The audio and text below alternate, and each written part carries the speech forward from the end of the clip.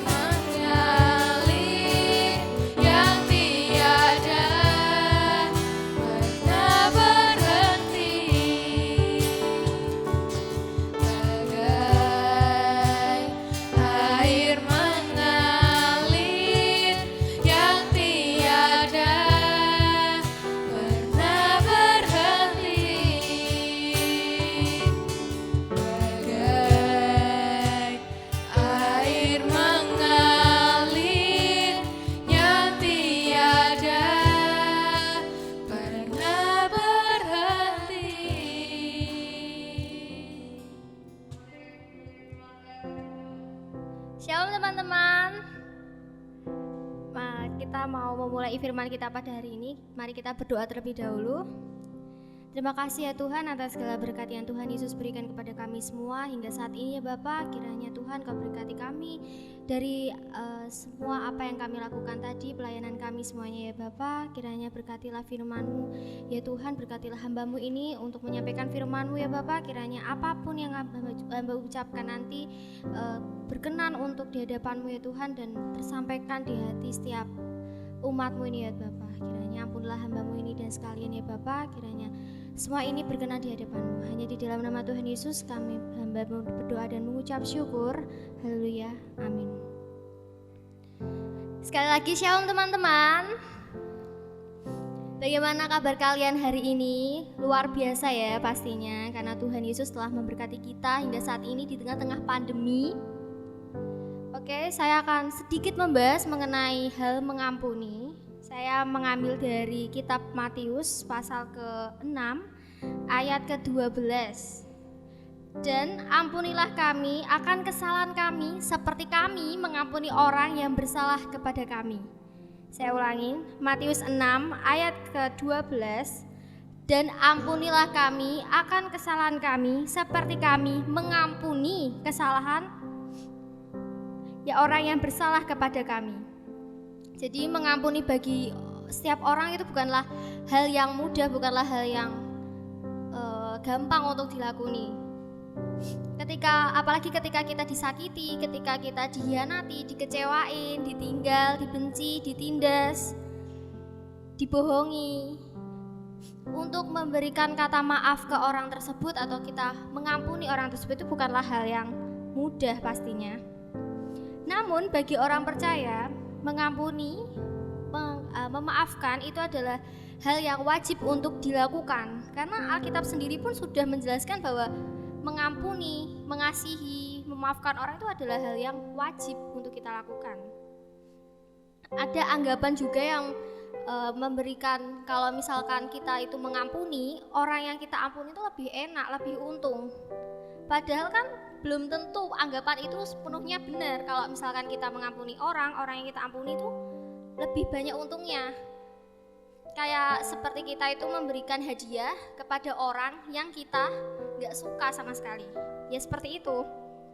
Padahal kalau kita lihat dari sudut pandang yang lain, sebenarnya kalau mengampuni, kita yang mengampuni itu keuntungannya ada di kita sendiri sebenarnya. Jadi apa aja sih kira-kira keuntungan dari mengampuni? Ada 3 keuntungan dari mengampuni, 3 poin. Yang pertama adalah kesalahan kita diampuni. Jadi kalau kita mengampuni, kesalahan kita pasti diampuni sama Bapa.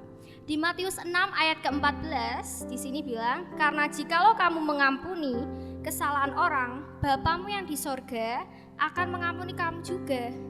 Matius 6 ayat 14, karena jikalau kamu mengampuni kesalahan orang, Bapamu yang di sorga akan mengampuni kamu juga. Jadi kalau kita mau diampuni sama Bapa yang ada di surga, pasti kita harus mengampuni orang dulu.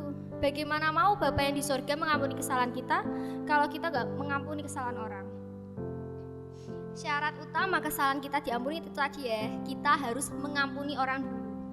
Kalau kita mengampuni orang sebenarnya itu bukan ke diri kita juga, ke hubungan kita dengan Tuhan. Relasi kita dengan Tuhan itu juga akan menjadi baik kalau misalkan kita mengampuni orang, memaafkan orang, mengasihi orang. Karena Tuhan sendiri itu menyukai atau mengasihi orang yang mengampuni dan mengasihi orang yang mengasihi orang lain. Dan yang kedua adalah ada perasaan lega, sukacita, damai sejahtera. Ketika kita mengampuni orang, ketika kita itu mengasihi, hidup kita penuh pengampunan, kita itu gak gampang kesinggung, gak gampang baper sama orang, hidup kita tuh akan lebih enjoy, lebih bebas, banyak sukacita, banyak rasa damai sejahtera. Kalau apa-apa kita pikirin kesalahan orang, apa-apa tuh kesalahan, keburukan-keburukan orang itu kita pikirin sampai ke dalam hati, ya hidup kita gak akan tenang, gak akan bebas rasanya. Berbeda sama orang yang mikirin kesalahan orang atau mungkin yang masih nginget-nginget, terus juga urusan kita dengan orang tuh akan berbelit-belit. Jadi lebih baik kalau kita tuh mengampuni dan mengasihi orang walaupun orang itu membuat kita sakit hati. Langsung yang ketiga, hidup kita berkenan bagi Tuhan. orang yang mengampuni dan dia itu mengasihi orang tersebut, memaafkan orang tersebut, dia tuh gak akan mempersulit hidupnya di dunia. Dia gak akan mempersulit hidupnya di dunia, teman-teman. Beda sama orang yang susah, bahkan gak mau mengampuni orang lain. Hidupnya akan sulit, susah, mau berdoa pun rasanya sulit. Jadi orang yang gak mengampuni itu kira-kira mendapatkan apa aja sih? Jadi orang yang gak mengampuni itu, pertama, kesalahannya pasti tidak akan diampuni oleh Bapa. Matius 6 ayat ke-15, tetapi jikalau kamu tidak mengampuni orang, Bapamu juga tidak akan mengampuni kesalahanmu. Matius 6 ayat ke-15, tetapi jikalau kamu tidak mengampuni orang, Bapamu juga tidak akan mengampuni kesalahanmu. Tidak mau mengampuni itu berdampak juga sama hubungan kita atau relasi kita dengan Tuhan. Sia-sia kita mau pelayanan dari pagi sampai malam, kita bangun tidur mau berdoa, puasa, atau melakukan pelayanan-pelayanan lainnya, kalau kita susah maafin orang ya sama aja, percuma, sia-sia. Jadi di Markus 11 ayat ke-25, dan jika kamu berdiri untuk berdoa, ampunilah dahulu sekiranya ada barang sesuatu dalam hatimu terhadap seseorang, supaya juga Bapamu yang di surga mengampuni kesalahan-kesalahanmu. Yang kedua adalah akar pahit. Hidup tersiksa, tidak ada damai sejahtera. Orang yang tidak mengampuni, menyimpan kesalahan orang lain, dalam hatinya tuh pasti hidupnya gak tenang. Hidupnya tuh gak ada penuh sukacita, damai sejahtera pun gak ada. Karena yang dipikirin cuma kesalahan-kesalahan orang. Langsung yang ketiga, kita menghakimi orang. Ketika kita fokus menghakimi orang, ketika kita itu sibuk mikirin kesalahan orang, tanpa kita sadari, Bapa juga sudah menutup pengampunan untuk kita, karena kita lebih sibuk dengan kesalahan-kesalahan dan keburukan-keburukan orang. Tanpa kita sadari ya, pengampunan Tuhan tertutup untuk orang yang seperti itu. Dan yang terakhir, membuka diri terhadap banyak dosa. Bermula dari tidak mengampuni, lalu akan menjerumus ke hubungan kita dengan Tuhan yang menjadi buruk. Relasi kita dengan Tuhan akan memburuk. Langsung diri kita akan membuka diri ke dosa-dosa yang lainnya. Jadi kalau kita itu susah mengampuni, tidak mengampuni, otomatis akan berakar ke akar pahit, atau mungkin kita bisa benci ke orang, iri hati, terus juga kita bisa dendam, bisa nanti berujung ke pembunuhan dan segala macam. Jadi menyimpan dendam dan amarah untuk diri kita sendiri pun juga berdampak buruk banget untuk kedepannya. Jadi walaupun mungkin berat teman-teman, walaupun mungkin berat untuk kita alami, untuk kita memaafkan atau mengampuni orang, mengampuni itu adalah hal yang wajib. Hal yang wajib untuk kita orang percaya, karena Tuhan Yesus sendiri kan menginginkan kita untuk mengampuni, mengasihi orang, walaupun kesalahan-kesalahan orang itu begitu membuat kita sakit hati, tetapi kita tetap harus mengampuni, wajib yang namanya mengampuni. Tapi kalau misalkan kita berdoa teman-teman, jangan sampai kita tuh berdoa untuk supaya Tuhan itu membalaskan dendam atau amarah kita, sakit hati kita kepada orang yang membuat kita sakit hati, karena Tuhan bukanlah ajang untuk membuat balas dendam. Jadi kita tetap harus mengampuni, biarlah urusan pembalasan itu Tuhan sendiri yang mengatur, biarlah semuanya itu berjalan sesuai dengan rencana Tuhan. Oke, terima kasih. Tuhan Yesus memberkati. Mari kita tutup dengan doa teman-teman, doa syafaat. Bapa yang bertata dalam kerajaan surga, Tuhan terima kasih karena Engkau telah memberkati kami hingga saat ini, dari ibadah awal hingga saat ini ya Bapa. Kiranya Tuhan, hamba-Mu ini mau berdoa untuk doa syafaat, kiranya Tuhan Yesus Kau berkatilah bangsa dan negara hamba-Mu ini, negara Indonesia ya Bapa. Kiranya Kau berkati dari semua jajaran pemerintahannya Tuhan, dari presiden hingga ke bawah-bawahnya Bapa. Kiranya Kau berkati, berikanlah mereka semua tanggung jawab, berikanlah mereka kasih, pengampunan, berikanlah mereka itu kedisiplinan dan rasa penuh syukur dan juga rasa penuh tanggung jawab ya Tuhan, karena semua ini Kau berikan Tuhan untuk kami semua, untuk dampaknya untuk rakyat ya Bapa. Kiranya satu persatu Tuhan Kau pakai sedemikian rupa agar menjadikan bangsa Indonesia ini menjadi negara yang makmur, negara yang sejahtera, negara yang takut akan Engkau ya Bapa. Kiranya Tuhan selanjutnya Kau berkatilah sekolah SMA 1 Mbaya ya Bapa. Kiranya walaupun pandemi, walaupun PJJ, tapi KBM tetap berjalan walaupun melalui daring ya Bapa. Kiranya berikanlah semangat untuk anak-anak-Mu, Berikanlah mereka ini sukacita untuk tetap terus melakukan pembelajaran, tetap terus belajar Tuhan walaupun jarak jauh. Kiranya Tuhan berkati kami semua untuk tetap rajin belajar, tetap rajin untuk mendengarkan guru-guru belajar ya Tuhan. Kiranya Kau berkati juga guru-gurunya Bapak, kiranya Kau berkatilah program-program yang ada di sekolah ya Bapak, kiranya semua itu berjalan dengan rencana-Mu ya Bapak. Kiranya Tuhan, hamba juga berdoa untuk PD Sabaku ya Tuhan, berkatilah juga PD Sabaku, kiranya Tuhan Kau kembangkanlah PD Sabaku menjadi PD yang lebih baik lagi, PD yang takut akan Tuhan, PD yang tetap berkenan di hadapan Tuhan ya Tuhan. Kiranya berkatilah setiap anggota PD, pengurus-pengurusnya, pembimbingnya semuanya Tuhan. Kiranya semuanya ini takut akan Engkau dan belajar untuk tetap terus mengasihi, mengampuni, belajar untuk tetap terus bertanggung jawab ya Bapak. Kiranya Tuhan Kau berkatilah anak-anak Papua, berkatilah semua yang anak Papua ini ya Tuhan. Kiranya berikanlah mereka semangat, berikanlah mereka ini rasa untuk bertanggung jawab, takut akan Tuhan. Apapun yang mereka hadapi Tuhan, kiranya Kau pimpin satu persatu di antara mereka ya Bapa. Dan ya Tuhan, kiranya Kau berkati juga keluarga Mama. Kiranya Tuhan Kau berikanlah keluarga Mama ini kesehatan, berikanlah keluarga Mama ini kekuatan, kesabaran, kecukupan, dan sukacita dan damai sejahtera ya Bapa.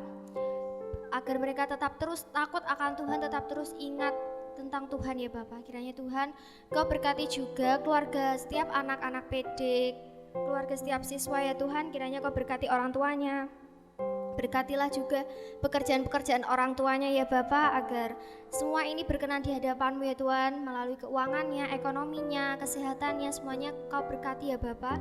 Berkati juga setiap anak PD ya Tuhan, berkati juga setiap orang-orang yang terlibat di dalam urusan-urusan kehidupan kami masing-masing ya Bapak, agar semuanya itu tetap berkenan ke hadapan-Mu Tuhan, dan kami tetap terus takut akan Engkau ya Tuhan.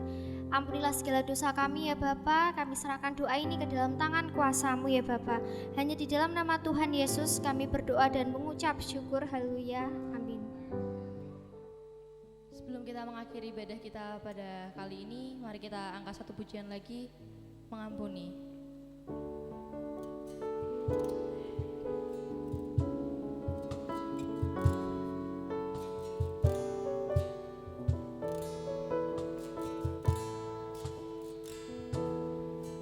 Ketika hatiku telah disakiti, ajarku memberi, hati mengampuni. Ketika hidupku